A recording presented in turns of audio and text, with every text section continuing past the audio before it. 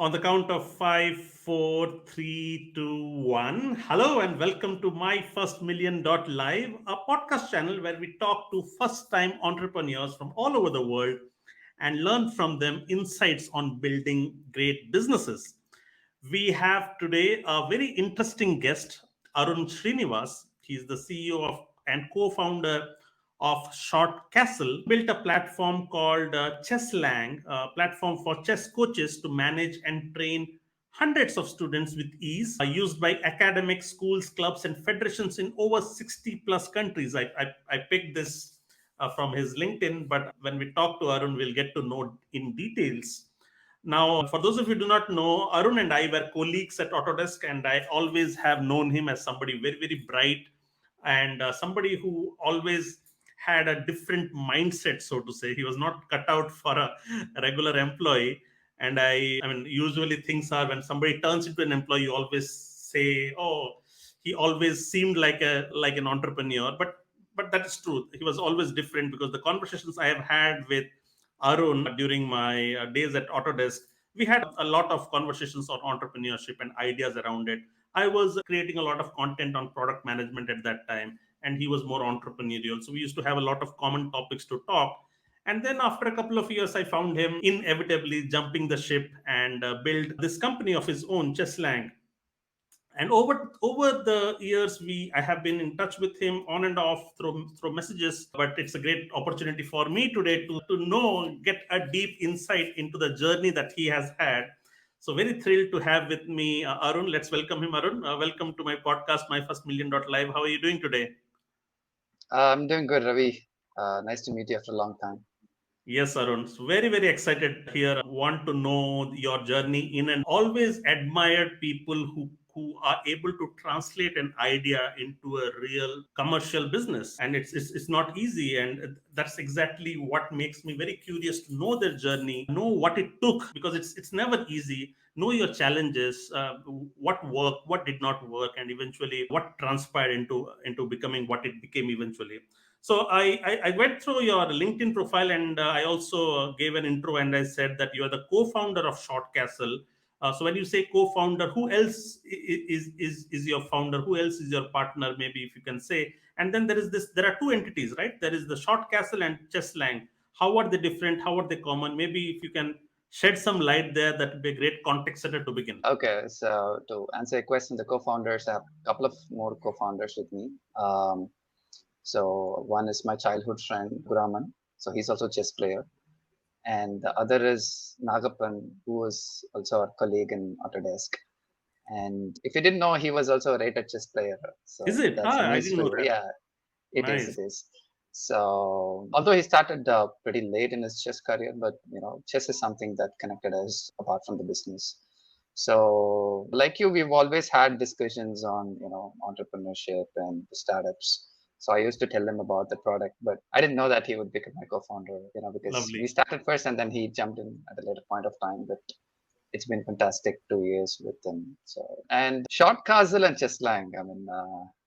Short Castle is the company, so Chesslang is a product. So Chesslang is, the product becomes a company, but yeah, it's kind of Short Castle is the company name, and Got it. we plan to build multiple products. So Chesslang is just a product of the company. How lovely. So yep. So help us understand how did what is Chesslang? Maybe let's start by understanding what Chesslang is, and then I would like to understand the origin story of how you thought about coming up with a platform like this. So Chesslang is a short form of chess language.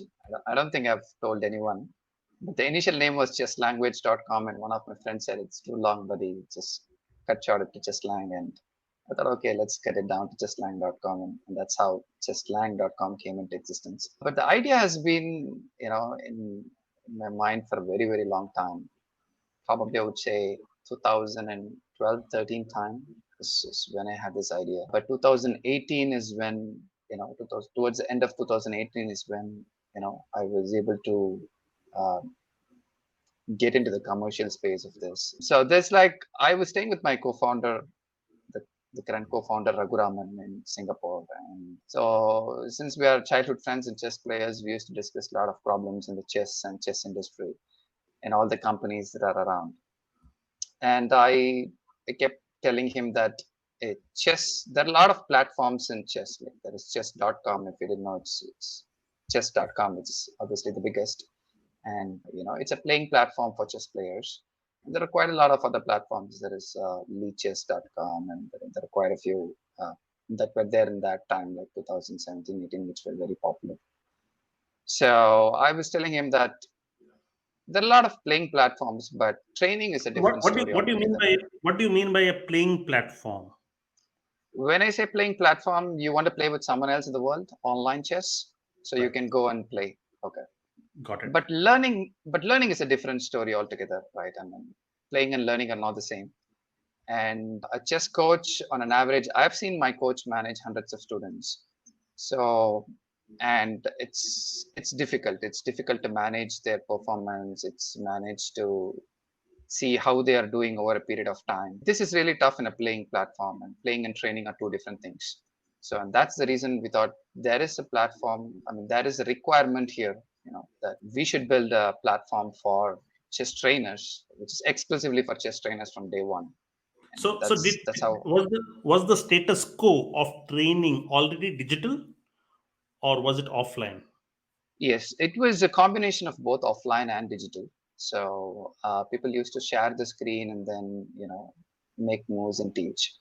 So we thought there is a lot of things that can be done, in the training space. Especially chess is something that can be taught online, unlike other sports. You just have a board and a couple of people are playing. And there is also group training these days. So imagine, like, if there are 40 people, 50 people in the classroom, and you need to bring in engagement with everyone. So, and there was a need for the training platform, and I think we just entered at the right time. No, but how painful was the need? Because as you said, it is simple, right? You share your screen, people log in. Okay, you can get into a Zoom call. You share your screen, and maybe if it is a multiplayer, the person on the other hand also controls the screen, and he just works it. So it's already solving it. What was the need to solve something that was already good enough, isn't it? The point here is, they were using different video platforms, and then they were using, for the chess, they were using a different platform. Okay. It Got was not all in one. Okay. it. Got This it. is just online training, right? And the training is not just about the 1 hour sessions that you go through. It is about continuously sharing the materials and, assignments, and see how we are progressing.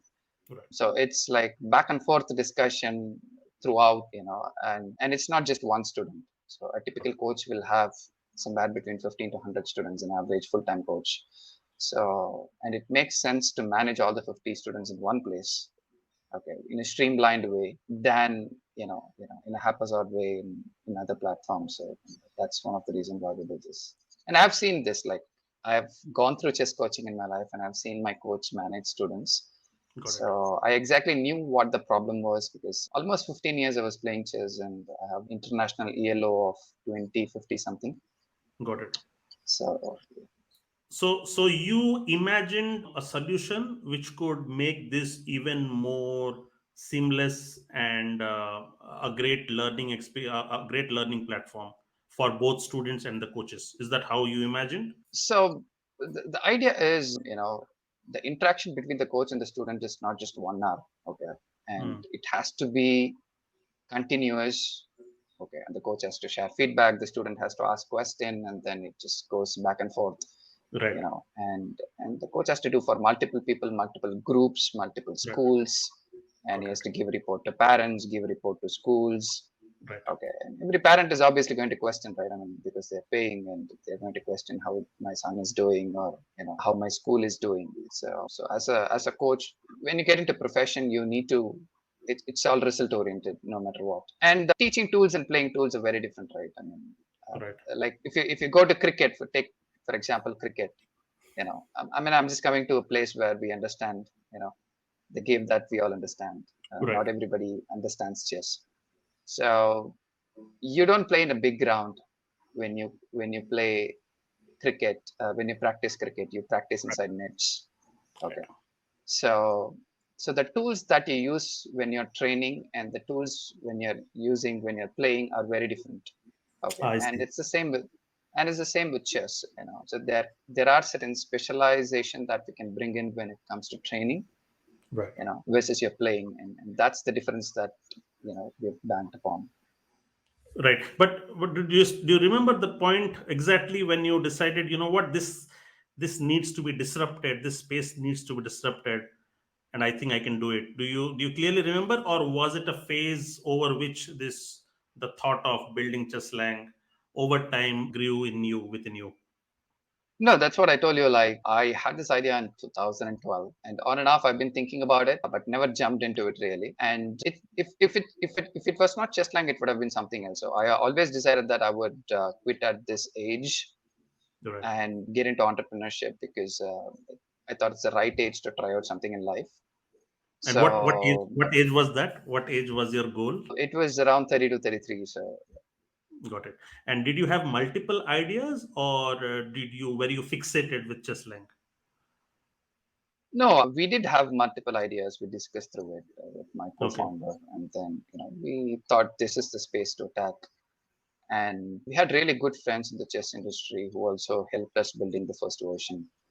Got it. So And how did you prepare for getting rid of the safety of your day job into the uncertain territory of entrepreneurship?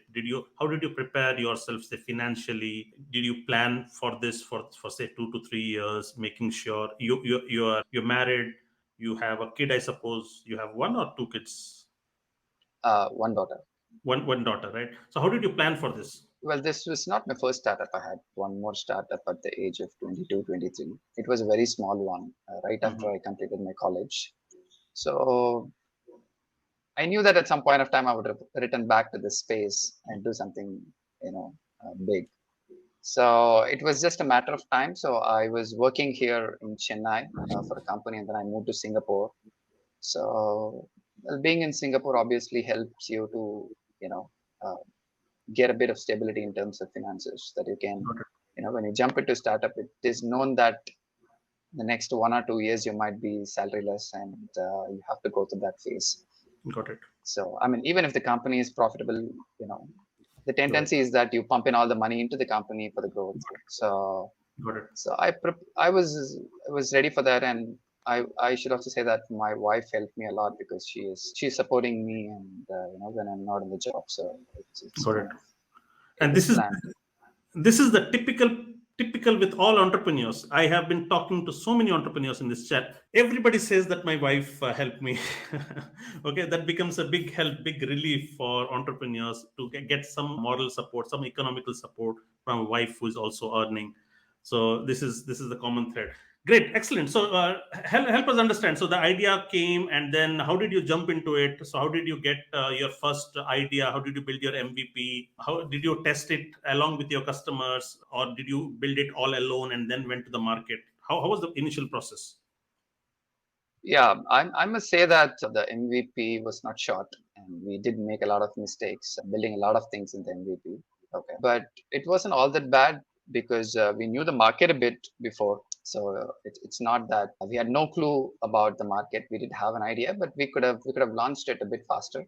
So Right. it took about 5 to 6 months to launch since the idea, and then yeah, like, our success has always been that we did work with the initial set of users, and that includes my own coach, so who's been one of my pillars in my life, and so he tried my product first with his students, and then got the feedback, and then, having been in the industry for quite some time, we did have quite a lot of friends, so we approached them and then say, hey, test it out, and then uh, And what was the use case for your MVP for the first version the after first 5 months? version did have a video inside, and we had just two modules.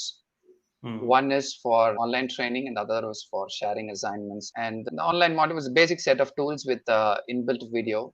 And we just used the browsers, basic WebRTC, and then went live for the first version. Got And it. along the way, we learned a lot about stabilizing things. Got it. And how did you get your say first? So you're building with your coach and other passionate chess players maybe, but how did you first commercialize it? How did you get your first paying customer? What was the business model like? I mean, is it a subscription service, or how does it work out? Yeah, it's a subscription service. Obviously, the coach has X number of students. So, and we go by the number of student licenses. So if you want 15 license, 30. So we have 4 buckets. So 15, 30, 60, and 100, 100 plus. No, this is number of seats. Okay. So if you are getting into 15 seat, there is a pricing 30 seat, so 60 seat. So we didn't want to go and ask how many seats do you want, for a simple reason that we want to minimize the decision making time for the coaches. Got it. So we said buy it in 15, 30, 60 or 100 chunks. So Got it. even if they had like 10, 11 students, they bought 15, and then they ended up increasing the number of students. Got it. And our goal has always been working closely with all the coaches and making sure that they also grow using the platform that we've been building. Right. And I still feel like it's MVP because from day one until today, we've been working extremely close with the users, getting the feedback. Instead of building whatever we want, 60-70% of the features that we built over a period of time has always been feedback from our users. Got it. So that way they're also happy that, hey, these guys are listening to us, and they're happy to introduce other coaches to us. And Got it. that's how we do. So is this primarily the customers are coaches, or also chess players are your customers? No, the customers are primarily the coaches. So we don't deal with the students at all. So we only deal with the academies and the professional organization also. So because the customers are also schools, colleges. Got it. Help us understand, like building an MVP is of course tough, but you can, if you're good at it, building with customers, you can get feedback and build it. The biggest challenge for any new startup is how do you get your initial traction? So what did you do to get your, say, first 10, 15, 20 customers? How did they come about? I think the friends covered the first 10, 15 customers. So most of them were known to us. Right. And luckily they were paid customers too. It's not that we gave them for free. So they did invest on us initially. Right. That gave us some initial confidence, and then we started running Facebook ads, and we got customers from countries that we did not know that it existed. So one of the earliest customer was from a country called Suriname. Country called? Suriname. There's a country called Suriname. I didn't know. Yeah, there is a country called. Even I didn't know. Okay. So and at that time, like, we didn't even know that such a country existed, and we were pretty happy that the tool is being valued across the world. And after that, Yes. Yeah. Nice. we came to know many more countries. Got it. And so I read 60 plus countries. Is that how it is today? Yeah, we are in about 65 countries now. So is this, first of all, did you have competitors who were already in the same space, or was it something unique that you brought into the scene for the first time? As I told you, the competitors were primarily the playing platforms. Okay. So the USP that we had is, so we also white label the solution, private labeling. So which means we integrate with the academy's website. So for the student, it looks like as if it's their own platform than, an external platform. And that adds a lot of value, right? Got it. No, but so you are saying that you're still unique in terms of there were playing platforms, but for the coaches, this is something that you offered. There was none in the marketplace, isn't it? There was none at this scale. Yeah, there was none. Got it. Did you, so after you ran Facebook ads and the word would have caught up in the, I'm sure there are chess communities, big chess communities. I'm not familiar, not a chess player, but is this now a prominent name in the chess communities world over, or how would you say that? It is definitely, at least in terms of academies and coaches, it is a prominent name. And we've worked with some of the world top grandmasters. We've worked with Judith Polgar, if you've known. She's the best ever player in the history of chess. So we got an opportunity to host all her signals, and so she runs a club where she has a certain set of people from different parts of the world, and then she teaches chess like a master class. So we got an opportunity to work with, and we work with some of the biggest universities like UT Dallas, and currently the world's youngest grandmaster, I think his name is Abhinav Mishra. So he just became the world's youngest grandmaster a couple of weeks back. And I his see. coach, And his coach is Grandmaster Arun Prasad, and he was also one of our earliest users of the Got it. platform. So yeah. By now it's already a established platform in the market. How long has it been since you released it to the market? 2018 end is when we launched it, so it's Okay. been 2.5 years. 2.5 years. So in the 2.5 years, how is the growth trajectory? Like, of course, I mean, usually you gain traction in slow, and then of course there is a hockey stick curve because then the word spreads. How would you say has your growth been in terms of phases? Like, did it take 1 year to get your first, say, 20, 50 customers, and then how many customers, if I may ask, if that is something that you're okay to Yeah, share? we work with over 400 plus academies. So Okay. it's there public in the site, so nothing. Got it. So 500 academies would not mean 500 licenses. No, 500 academies would be more than Yeah, because into each the number of students, and yeah, that's right. right. So the reason I'm asking this is, did it test your patience to grow, or were you happy with the growth as it came? Did you have to work really hard with investing dollars in ads and inorganic growth and stuff like that? We did invest. I mean, not just in ad, also through other means in sales, marketing, and other stuff. So we did experiment a lot of other things as well. But like all other online companies, definitely when people went online during this COVID period, so we were Right. also one of the companies that had the advantage of growing multiple times during this COVID times. So Right. 2019 was steady growth, which means like we were consolidating the team, Right. and we were listening to customers, stabilizing the features. Right. So by 2020 January February time, we started growing really fast, and Right. we're still growing. So I should say yes. Got it. Yeah. So how easy has the journey been, or how tough has the journey been? Because it looks rosy. I mean, the way you see it, it seems like it was all rosy.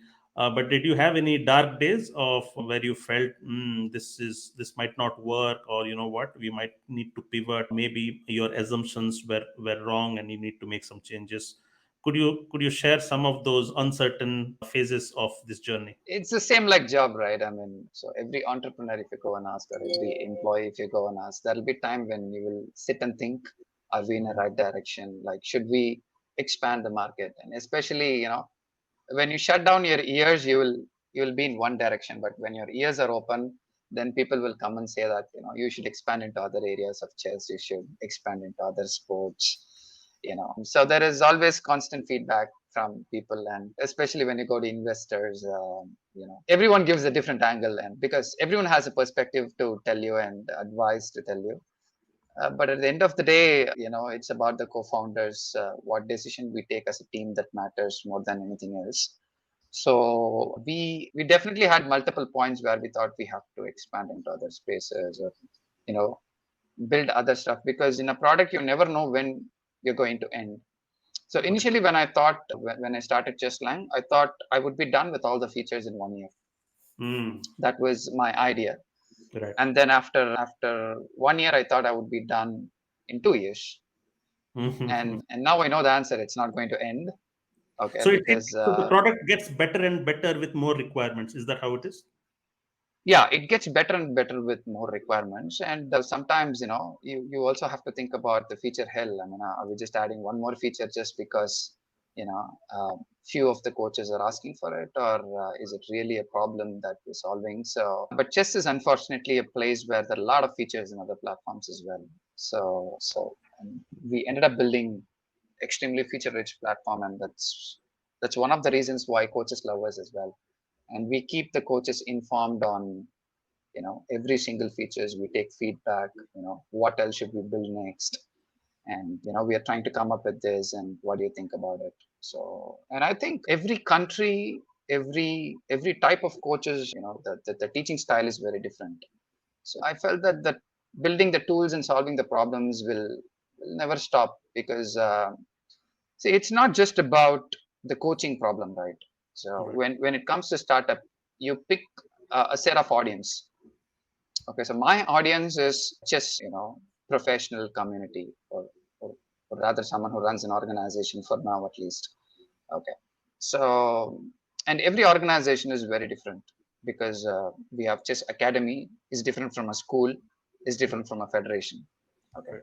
And it's different. Sometimes you've got to, take some bold decisions. Like I always wanted to build just products and I don't want to do services. So that was my, I always wanted to do build products, but we had to do services is because when I went and approached coaches, even some of the biggest coaches didn't have a website in the first place. Okay. Okay. So I cannot say that I'm going to private label, my platform. They didn't even have a website. And that was something that is definitely needed for them at that point of Right. time. So we set up a separate service division and and I think we should have built at least 150 websites. So we don't run that for profit, Mm. So it's just service where as long as there is break even in that space, we are happy. We will just keep building websites for them. Got it. But But that must be so much of accumulation of goodwill, no? Because and trust, because you are helping yeah, them build a brand, and then they would automatically would want to buy your product eventually, isn't it? Yeah, that's true. Several big companies, federations, so we build website for them and help them grow, especially during the pandemic. We've had several academies. I'm pretty confident you can call any of our customers and then ask, what do you feel about Chesslang? And you would know that we've sweat our time out with them because with every single coach, we've spent a lot of time and, at least one of the team member would have interacted for at least 1 hour with them in their tenure of membership with us. Got it. So you mentioned about focus, and also you started getting unsolicited advice to branch out into, say, new areas of growth. How do you make a decision whether to start something new as a adjacent product, or to keep your focus and capture more market share? How do you make those decisions? Because as a entrepreneur, you're always there are always so many new ideas. Let's do this, let's do that, and let's do five other things, isn't it? Because whenever the best thing about entrepreneurs is they have the best ideas, but they only have bandwidth for one or two. So I fish for ideas from them. But how was it with you? How do you keep your focus, and how do you Yeah, decide two when in to? itself is a big number. So even I would say that last year we thought we would expand out, But again, like even if one co-founder says that no, no, we have to stick back, so we stick back. Okay, it is. I think that was one of the best decisions that we've taken. Hmm. That we've never deviated, and Right. we've learned that deviation is it's tough. You just cannot manage three startups at the same time, Right. no matter how big or small it is. So Right. So so when we've I when I never until today, yeah, until today we've never deviated from Chesslang. It's been Chesslang. yeah, so when I said additional businesses, I did not mean completely new, but usually you add new adjacent products which are around chess. But hey, you're offering now purely for coaches, maybe something for students, maybe something for an industry. I do not know. I'm not familiar with the industry, but that's what I meant. Okay, branching out into different services and solutions to be the only player in chess, or maybe you understand what I'm trying to say, right? So I this get it. is, I get it. yeah. So this is the kind of decisions that I wanted to know. That do you have a rule of thumb saying that, hey, you know what, we have a great product. Let's focus on coaching. Let's capture 15% or 20% of the market share. Then we are good, and that is only going to be a high leverage activity. Then getting distributed. Yeah. So we still feel that sticking on to Chesslang is going to be a good decision for us. But we are used to this game now. So we might expand into other spaces, but we will take time. It's not that we are in a hurry that we are going to take a decision out of desperation or one thing that I'm pretty sure is that whenever I get an idea, I sleep with that idea for at least 1 week. Got it.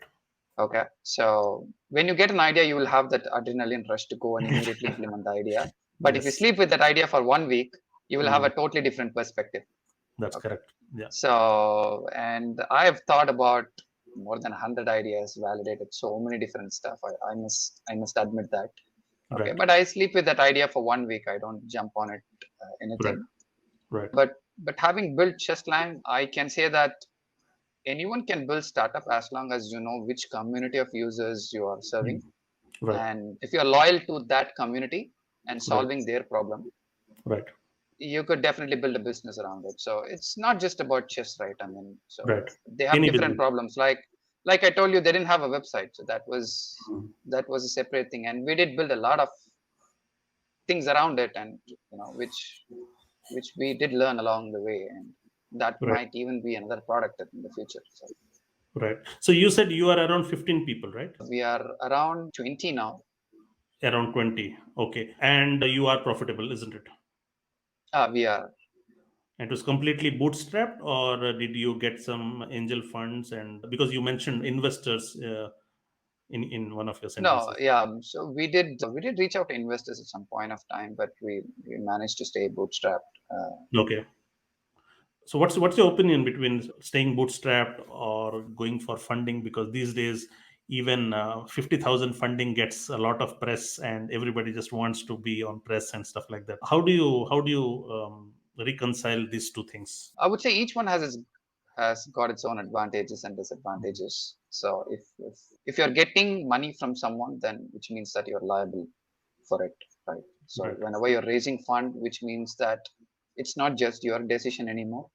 Right. So you should also respect the decision of the investors because they've also put money, Right. okay, and we might have shown some direction for them, and Right. you can't miss that, and Right. because for them as an investor, the product is secondary. For any investor, they've put in money and they would like to get an exit, or they would like you to raise further rounds of funding where their Right. valuation grows, and that would be their primary focus. But when Right. it's bootstrap, it's all your decision. You have better Okay. mental peace of mind, Right. so you can go at your own pace. Right. So with respect to investors, like there will always be pressure to move fast. Right. So I think it is better to stabilize your product first, Right. understand clearly what your market is, and then when you get an investment, that makes a lot of difference. People say, Got right, when you need to raise money when you don't need it. So Hmm. Yeah, that's so true. I have had other entrepreneurs on my channel. They say the same, that first focus on building the playbook that runs for itself, and that's right. only get an investor to scale, because rapid scaling Exactly. Yeah. same playbook. The playbook is optimized. You have run it. You have learned. You have understood the industry. You have understood the pain point. There is a good problem solution fit. There is a good product market fit. But now, if you want to scale, because if you do it all by yourself, it might take the next 10-15 years. But if you get a good chunk of investor money, then you can rapidly scale in the next year or so. So are you at that stage now? Are you open for investors to scale this, or how is it? What are your ideas? Yeah, I think so. We are in that phase. So we are looking for investors. But as I told you, like if there is no investment, it doesn't mean that the company is not growing. Okay, so Right. we Got are it. raising money just to expand, not to survive. Got it. So so we are growing at a solid and steady pace. Okay, but Got it. definitely, we know the game well now. So for example, after India, Russia is one of the biggest market, and Of course, we are yes. not there. Yeah, we are Right. not there yet. Okay, so we do have several customers in Latin America and United States, India, and other parts of the world, Right. but we haven't entered much of Europe or Russia. So there Got is it. always a scope of expansion, and especially there are several countries where chess is a subject that is taught in schools. If you didn't know, No, I didn't know. Okay. yeah. So it's like Got it. physics, chemistry. They study chess. Even in India, a couple of states announced chess as a subject in schools. Tamil Nadu Ah, and Gujarat. nice. Nice. So good days, and the wind is in your favor, I think, isn't it? Chess is growing, especially it's grown tremendously in the pandemic because you cannot play any other sport, and Right. the only sport that can be played online is chess. And not Got just us, like there have been several platforms which has seen growth in got this it. period. So, So so, so what are your immediate goals now at this stage that you are in? You have 20 people working, you're building the product as such, you're growing at your own pace. What are your immediate goals, say, in the next year or so? yeah, definitely we've got to expand to many more countries. As I told Mm. you, like chess is a sport that is played in 195 countries, I Right. guess. As a, and every street in India will have a chess academy, Right. officially or unofficially. Okay, Right. and learning chess for adults is very fast. I mean, even for Mm. kids is very fast. Right. Okay, but what I'm saying is, if you want to become a trainer, okay, Right. so you can't become a physics trainer in 2 months, but you can become a chess trainer in 2 months. Got it. It is because the moment you learn the basics, you can teach the basics. Got it. Okay, so there are coaches who are specialized in basics. They don't teach beyond that. Mm. So, and they take students only at the basic phase. And Right. then, once they reach a certain level, they make sure that they pass it on to other coaches. So this is one of the very lucrative businesses for chess academies. I've seen academies grow from 30 students to 1,000 students in this pandemic period. Got it. So it is not a lucrative business from the platform side. There's been Right. several academies who've grown along with us, you know. Got it. So So I'm sure many these academic academies might not have even explored the digital medium earlier, and now they were forced to, and it would have been a blessing in disguise because now there's no limit to how much they can expand, isn't it? yeah, that's true. So I've heard from many coaches that they're not going back to the physical world. So they're going to stay online. So, Nice, and nice. this is from a coach who had 7 centers in a state, so seven Wow. physical centers. So they're not going to go back. Got it. So help me understand what are your, when you say you want to grow, what kind of growth channels, what growth hacks, what kind of expenses and investments do you put when you are, say, growing in a new market like Russia? Is this, say co-branding activities, or it would be investing in ads or getting, say, sales professionals? How does growth happen if you want to, say, double your growth next year? See, beyond a point, any product reaches a maturity point. Okay. And beyond that, it's not about the product anymore. Okay. Because if you ask who is Ravi, people will say that he's a product manager. Right. Okay. Or he's a YouTuber. Okay. Beyond Right. that, people do not know what it is. Okay. The Right. same way, like when you see a product, you will say that this is a CRM and this is this and this is that. And Right. when you hit a certain point of maturity in terms of features, so it's all about expansion, like how much you put in money to for partnerships, for markets. Right. So you need to have a scalable formula. So Right. so it's all about how much you spend for acquiring customers. So Right. it's nothing new for Shortcastle or Chesslang. It's the same formula that every company follows. And what's your CAC, which is the customer acquisition cost. Acquisition cost. Yeah. Uh, yeah. But what is that So cost? and Is that cost spent on ads mostly? Because I think you I'm No, sure you not. Yeah. you need to know your channel. So it could be different forms of marketing. It could be email. It could be reaching out to salesperson. It could be through a partnership. It Right. could be ads. But overall, when there'll be a spend that is for outreach, Got it. and there'll be a spend for acquiring customers. So as long Right. as the customer spend and the outreach cost Right. is matching to a reasonable point, Right. your CAC is pretty decent.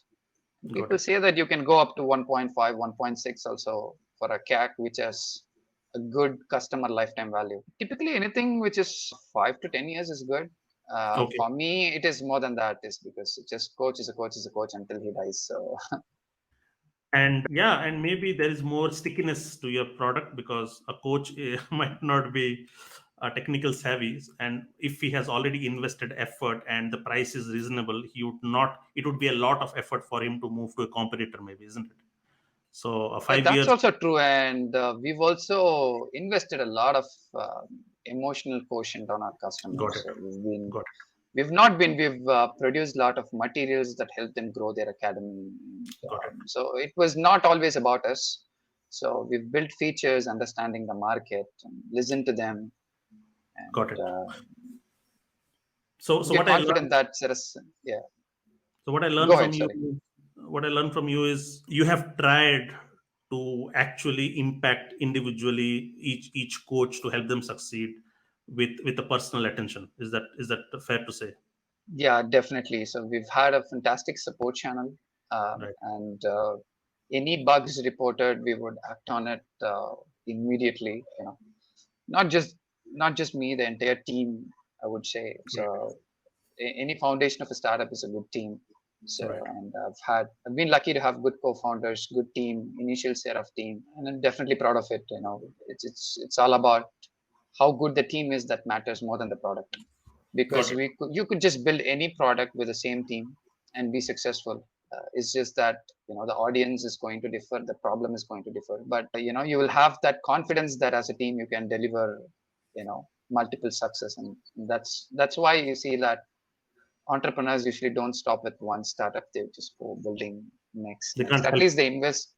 Yeah, at least they help other startups grow by investing on them. And Got it. you Yeah, know they can't help themselves, right? So it's like you grow and you cannot stop your mental and intellectual growth, isn't it? So it just yeah. And if you um if you notice, the people that they invest would be the people that would have like probably helped them along the way to grow the company. So nice. so we've Nice. also had several people who've helped us, and so it's time to return back. So we're also investing and then helping them start other startups. And so Excellent. Very good. So talking about building team, what are some of what is your playbook? What do you look for when you're building a team? I mean, especially let's start with co-founders. So what is it?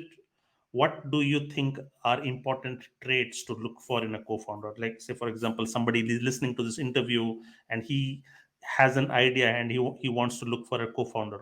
How should he find out complementary skills with a co-founder? okay, the first thing is I would prefer it to be a friend. Okay, and if Hmm. you've known your friend for a very long time, if you can openly discuss about and debate, fight, and still stay together. So that's the co-founder you should look out for, is because in the initial days, definitely if you're going to work with someone who you had not interacted much, it's just not going to work out. Or in the initial days of startup, nothing will go your way. The product will have bugs, the customers will shout at you. It's common for every startup, and you have to go through that phase together. Right. And it is better to start with someone who is a friend, Hmm. especially when you're starting for the first time. Right. Okay, from the second time, it's all about, if both of them are entrepreneurs, they would know that entrepreneurship requires certain principles, discipline. Okay, so for Hmm. the subsequent startups, maybe you can jump in with random people, Right. but when you are starting for the first time, it is better to stick on with friends. That's my opinion. I mean, there has been several successful startups Right. who found a co-founder through other platforms, and but yeah, to me, like, I would love to stick with my friends. Right. So I understand friends is important. However, there are economic side of things. Okay, and friends also have to fend for themselves. Okay, they have a family to take care of. They have their own lives to take care of. At what point of time did you get your co-founder? Like, I mean, was it? Did you have a stream of revenues coming in before you got your co-founders, or was it at the very outset? And did you have to like work for several months without any pay? How was it? So after I quit, I had myself and Raghuraman, who is my childhood friend. Right. So so I came out first because that was kind of planned. And then after 3 months, Raghu came out, and then we felt that so we are very deep into chess and we're well connected. So it made sense for me to get into sales role and talk to customers. Right. So, and that's when we got in Nagapan, into the picture. So So, he what were came the in. skill sets of each of you? So, the three of you, what were the skill sets? So, you come from a tech background, okay? So, you So I come from yeah. So I was both from a tech background, and also like in my last job, I was also into sales. I was into pre-sales. got it, So which means I did have some sales background. got it, So I was very comfortable with sales, talking to hmm, people.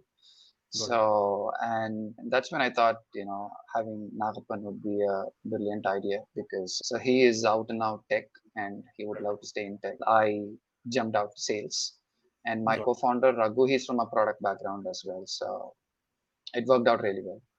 product as in development or So he was a product manager before jumping in. So got he it. was So, not a you developer. So he was more into operations and product. got it. Excellent, cool.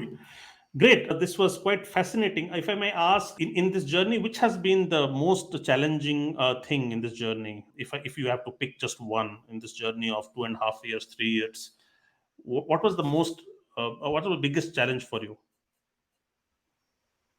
Not think too much.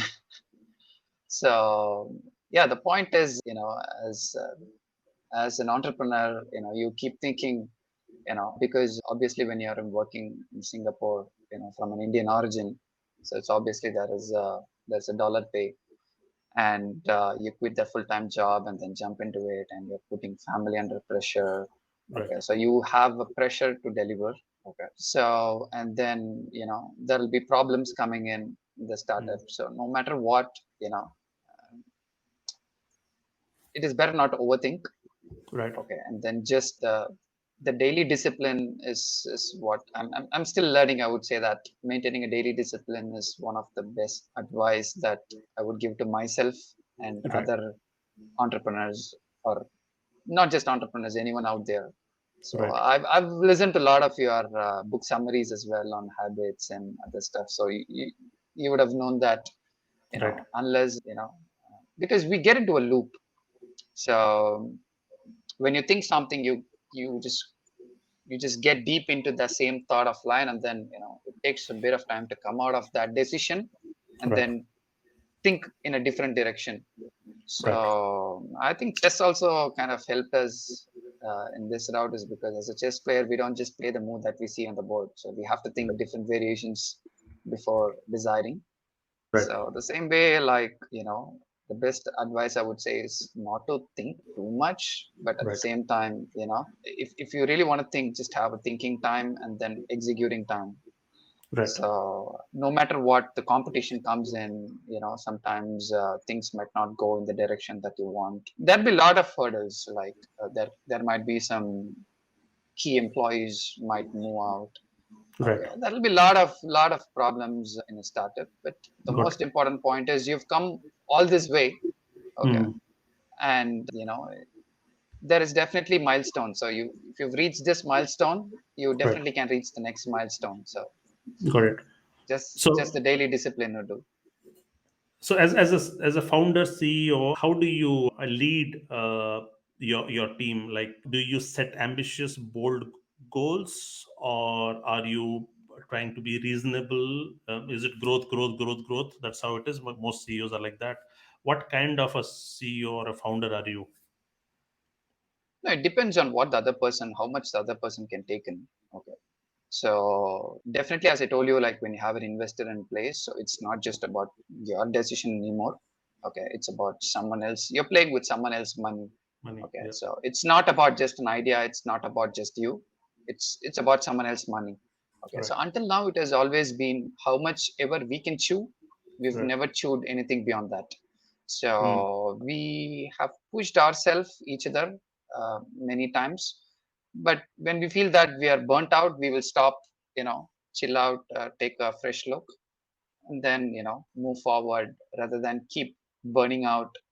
So that would just ruin the company. Right. So far it has been pretty good. Like, you know, we have a good understanding between the co-founders. So that has definitely helped us. So as a founder, how do you what are some of the how do you structure and organize your organization? Like, do you have meetings where you have a dashboard where you have a few metrics to keep a check on? Like, people have this balanced scorecard just to see if all the metrics are on track, sales are on track, revenues are on track, customer success and stuff like that. How do you ensure that everything is on track, you're in full charge? Yeah. So as a co-founder, or first time entrepreneur, the first thing that you would do is multitask. So you would be in marketing, you would be in sales, you would be the HR guy. Right. So you would be probably the everything from the sweeper to cleaner to everything. Right. So when you multitask, you might not know every field in depth. Okay. Right.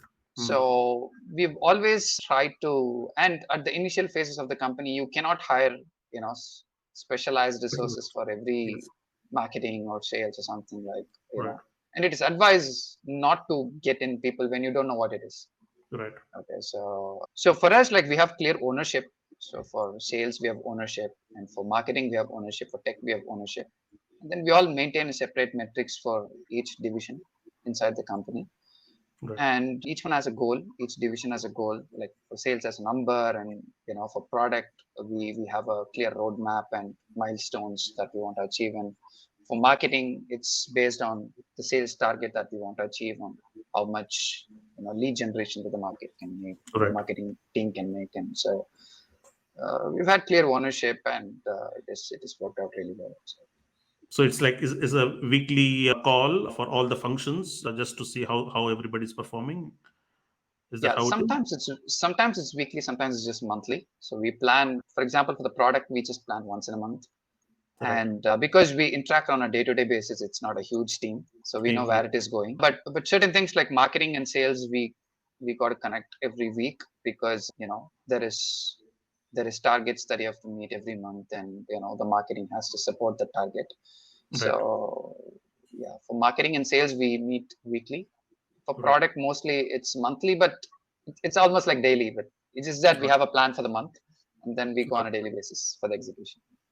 got it. Excellent. Yeah. So you wake up in the morning, and what's the first thing that you do about work? Do you have a dashboard where you see, okay, how are we doing with numbers and stuff like that? What's your personal discipline like? I don't see the dashboard. How do you organize? How do you But organize one, yourself? How do you organize yourself? Maybe that would be a good question because so it can get quite overwhelming, right? So lots of inputs, lots of data, lots of functions, people issues, this, that, growth, investor conversations, lots happening on a CEO. Okay, what are the best ways without burning out? How do you be efficient and organize yourself? so I mean, some of the things that I personally follow is I block my calendar. So sometimes I do right in the morning, or sometimes I do the previous day. So I block into chunks of 30 minutes or 1 hour, the common Pomodoro technique that people follow. So sometimes it's like 2 hours of task. I just split it into two or three 30 minutes sessions. And I don't strictly follow Pomodoro, because the task just overruns, and then you just forget your breaks. Right. But most of the time I try to plan my calendar a day ahead, and then just fill it up with everything that I want to do, and then I would just stick to it. And even beyond that, like, there'll be deviations you just cannot avoid.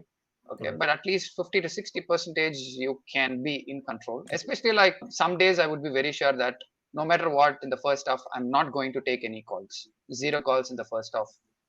You know, um, Right. I just want to focus on the tasks that I want to do personally, and then I would do those, and then all the calls I would shift to the second half. So that Right. way, at least you have one half of the day to be very productive, and second half for the team. Got it. And do you also have mentors to get inspiration from, to get guidance from? Because you were pre-sales, you were a developer, but running a business is altogether a different game because it needs new skills, it needs new scenarios which you have never managed before. So how do you get help from? Do you get help from mentors? Do you have friends in the industry? How does So in the initial stage, I must admit that I did take a lot of advice. Okay, and Hmm. then at some point I decided not to take, because uh, I was in every group. I was in entrepreneur group. I was in this Slack group. I go and pitch there. I go and everyone throws their own ideas, and then beyond a point, I thought, okay, let's just do what is right for us.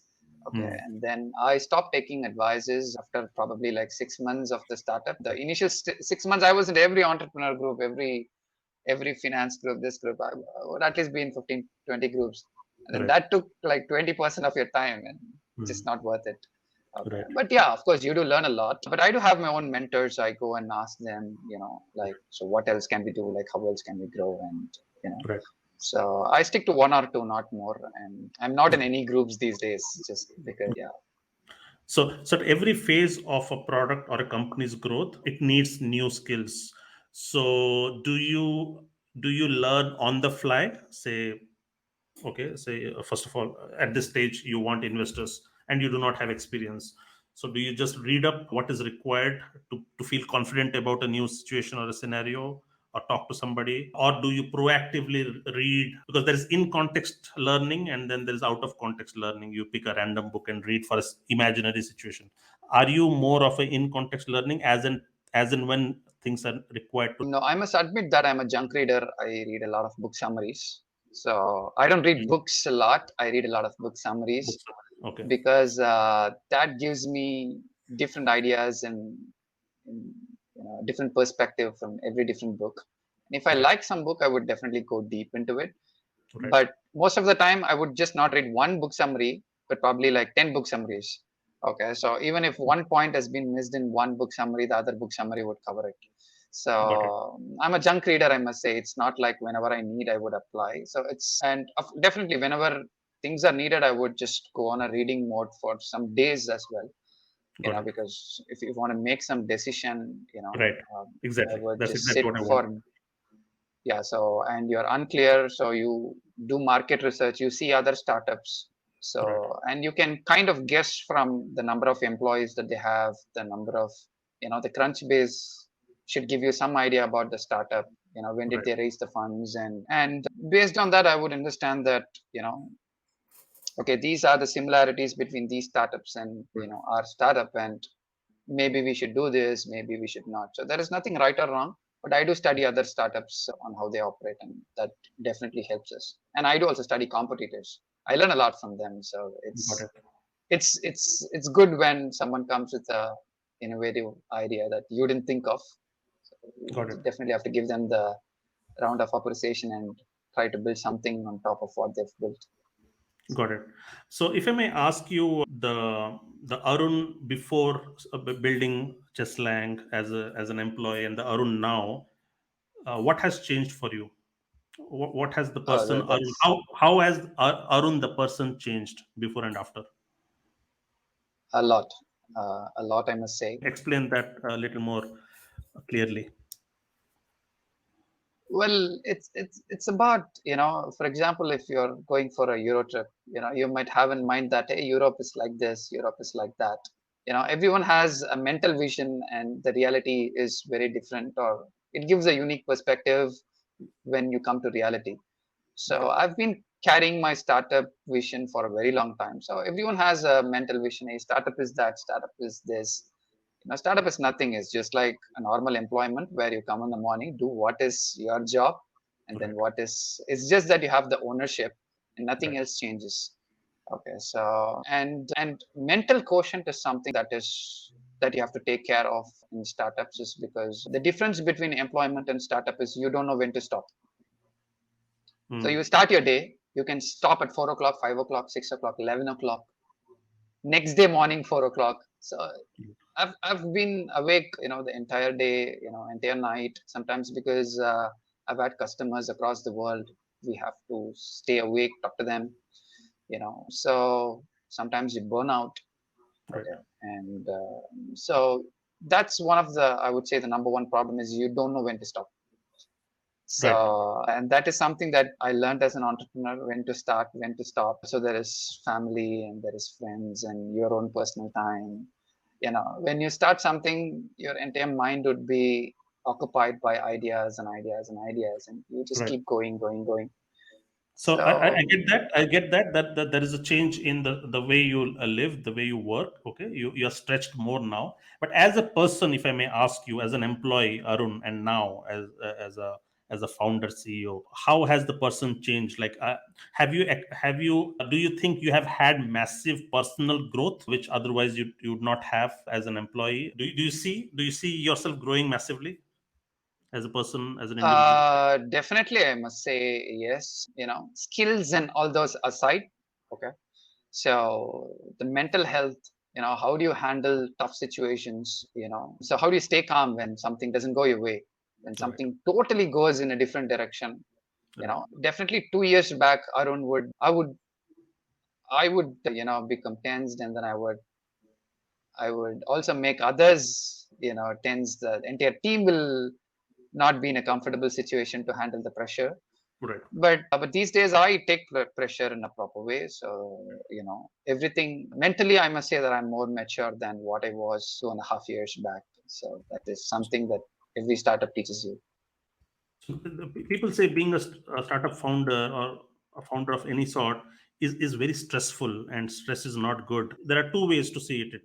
Either that stress helps you grow, you expand in capacity, you are able to take more ownership, Okay, Elon Musk can run 5 different companies. So just imagine his stress level, but he's still growing. But then there are other people who say that, you know what, it will just make me stressed. I'm happy with my job. I just go back home, chill out in the weekends. There's not much stress. How would you compare? Would you be willing to trade off again? I mean, go back to an employee who gives you maybe not as much as you are earning now, but still gives you a lot of balance in life and comfort and less stress. So I've learned to manage a certain amount of stress by Hmm. now. So even if there is a certain amount of stress, I'm sure I can manage. But I know that every phase of a startup is different. In the next phase, there'll be a different level of stress. But what I've learned is unless you manage your stress, you cannot lead something, or you cannot run a company, you cannot own anything, because that stress will spoil your body, will spoil your company. Right. So we just have to stay calm, and it's not a word. You have to go through that. You have to go through the stress, come out of it. I did have a lot of health issues because of stress. Right. So I think I came out of it, and I can see that I'm mentally, as I told you, like I'm mentally more mature. So Right. so I think I can handle stress better. So it doesn't matter if it's a job or if Right. it is. But if I go back to the job, I the startup mindset would still be there. I just can't be a normal employee. So I would love Got to see how that company is growing, got and it. I would love to be part of it. Then Got you can't come out of that mindset. So it. Got it's it. very Got difficult. You lived with that for several years. So. Got it. Excellent. Well, this brings us to the end of a fascinating conversation with Arun. Arun, I am so happy to see you grow immensely. And of course, all that pent up potential has now burst into the scene, and the world is benefiting from it, because I always feel entrepreneurs are world changers because they're actually solving pain points and problems for the world, and you're solving it for so many chess coaches. It's just so wonderful to see people like you, and all the best for you. And I'm very very curious to see how this translates into the next phase of your growth of the company and other products that you want to introduce and stuff like that. I'll keep a keen and close eye to that. So with that, I just want to thank you Sure, for your time, Arun. This sure, was Ravi. And I would like to mention one thing. I wanted to yes. tell it at the last, okay, because everyone thinks that whenever you say that you are an entrepreneur, and then people say that, hey, you are a millionaire, so that's from the day one. That's from the day one. Not forget about the situation now. Okay, so everyone thinks that you want to become super rich, and people don't think that entrepreneurship is not just about the money. It's about Hmm. the solving problems, right? I mean, Hmm. you get ideas not because you just want to make money. It's because Right. you are fascinated about ideas, and you're fascinated about building things on your own, take control, the Hmm. way you want it. Okay, of course in job also you would solve problems, but you're solving someone else's problems. It's not the problem that you think that you can solve. Got it. So entrepreneurship is about, first I would say solving problem. And I have seen companies who've taken this, you know making money out of startup, have all Hmm. gone into drain. Okay, Okay. because So that's the that's an wrong goal. important thing. That's the wrong Because goal to yeah, chase. that's a wrong goal from the day one. And Hmm. people tend to push you into that. Like whenever you go, hey, millionaire, it's like, it's almost like when you start up you become a millionaire. It's not that. So you're solving a problem, and money just comes along the way for everyone. It's the outcome. um, Hmm. and yeah, you solve more people's problem, and then you get more money, and that's how it is.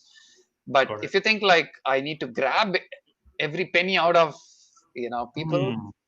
and Hmm. not build product and push invest, and Right. that will just not work out. So that So means that's you need something that patience. You need patience and long-term you vision. You need cannot be. yeah, you need patience, and everyone should understand that it is not a immediate game. It's something that you need to play for a long time. And I must say that all my co-founders, pretty lucky that they are also not the kind of people where they think that the world is going to change tomorrow. Got it. So But so there are pressure from your parents, your relatives, your spouse. Hey, no. you left the job. You promised me the moon because hey, I am taking the lion's share of the expenses at home. Where is the money? It's already 3 years into the business. Okay. So No, this is it's No, it's not that way for sure. Like, I hope it's the same for others as well.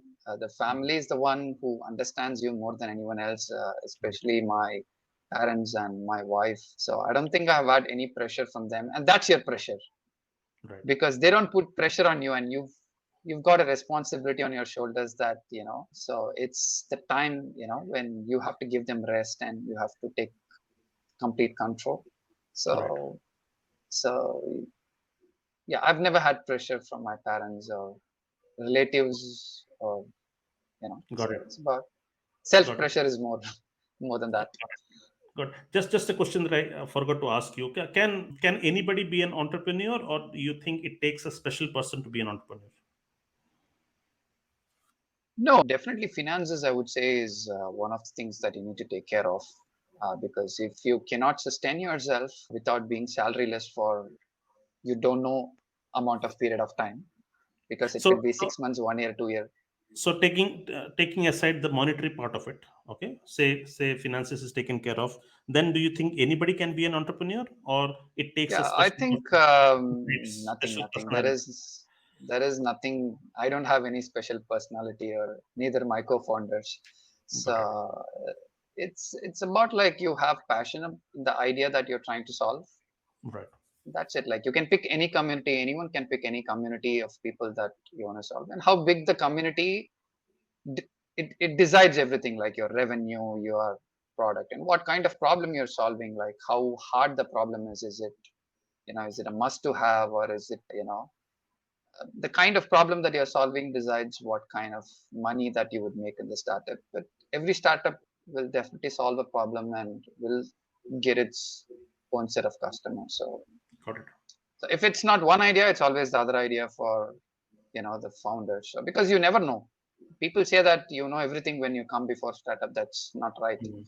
So by now I at least know this can work, this cannot work, but that's all my intuition that I've developed as a startup, right? Got it. Yeah. Calendly is a $4 billion company. So Oh, that's amazing. No. Yeah. yeah, so calendar, just a simple calendar. So if they can build it Exactly. into a $4 billion company, then I know many startups which are as simple as Calendly that are multi-million-dollar companies. Yeah. It's not huge product. It's just about distribution. And also, there's So no PR. There are so many bootstrap companies which are multi-million dollar companies, and yeah, nobody there are a knows about lot it. of them. A lot Nobody of them. knows They about just yeah, nobody knows about it. it. Nobody knows about it. And the And kind they're of quite few. ideas that you hear, you would be like, what? This idea is like multi-million-dollar company. Okay, so it doesn't matter, right? Many Yeah, people had the problem and they solved it. That's it. right. So it's easy. So it's easy to build businesses because there are enough problems in the world to solve, isn't it? Yeah, there are enough problems in the world to solve, so Right. it's easy to build business than to be in your career. Right. But there is no guarantee. There's So no you guarantee. could yeah, there's no guarantee. So Right. if you're fine with that kind of a lifestyle, and if Right. you know how to manage yourself and your family, then I think everyone should try out in Right. some And point of time. and you just have to be lucky, or you have to be successful once. Okay. I mean, you can try a series of Yeah, if you're ideas. successful once, then you will have more confidence. I mean, it's Yes. just that Exactly. so it's a difference between as an employee attending the first ever interview versus attending the 100th interview, right? You would be Yes. 100 times more confident. So More it's just the confident and confidence. prepared So and you wouldn't prepared. make the same mistakes, same silly mistakes that you made, you know, the costly mistakes that you made in the startup. You would avoid those, but you would end up making different set of mistakes. So Got it. it's Got. not like you know. Yeah. Yeah. So who holds you accountable as a founder, like, so that you're not slacking or you're not getting lazy? Because I have this fear, if I because my structure at my workplace, I have to give my status report to my boss. I have my one-on-ones with him. There are, yeah, statuses. So there is a structure in place which holds me accountable. I cannot slip, otherwise I will lose my job. When you are an independent founder, how do you hold yourself accountable that you're pushing yourself in that sweet spot every day? Yeah, that's a good question. So one thing is when you grow, definitely your the monthly expenses will keep you pushing. Okay. The second thing is it is always better to have accountability between the co-founders, just because we take different roles. Got it. So we share we have goals, in each.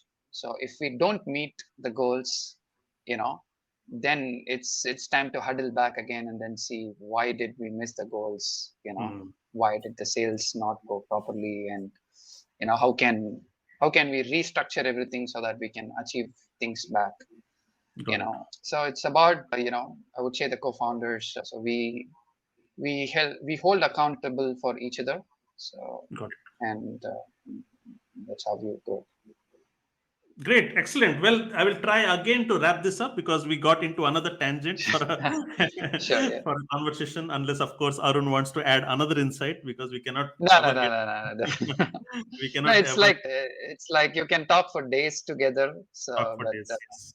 I And don't think what the I audience would love to hear. So they would want to hear yes, from different experience.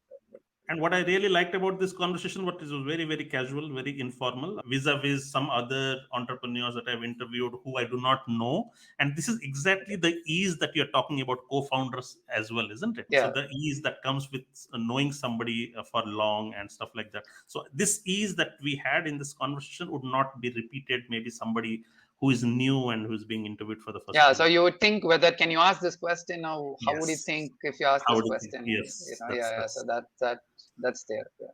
cool. Then it's a wrap. All right. See you guys. Bye bye. Sure. Bye bye. So Arun, you just stay back a bit.